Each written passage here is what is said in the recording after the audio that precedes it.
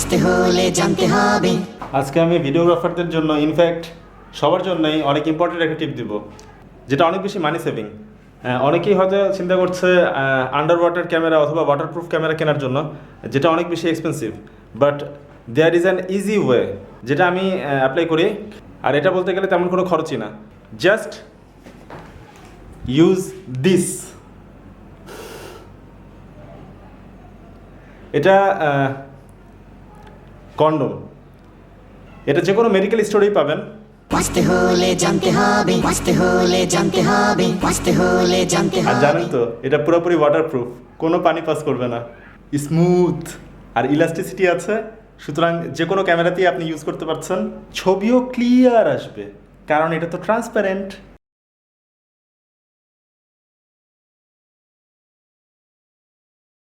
দেখলেন, মাত্র 3-4 টাকায় আপনার ডিজিটাল ক্যামেরা হয়ে গেল আন্ডার ওয়াটার ওয়াটারপ্রুফ ক্যামেরা। বাঁচতে হলে জানতে হবে।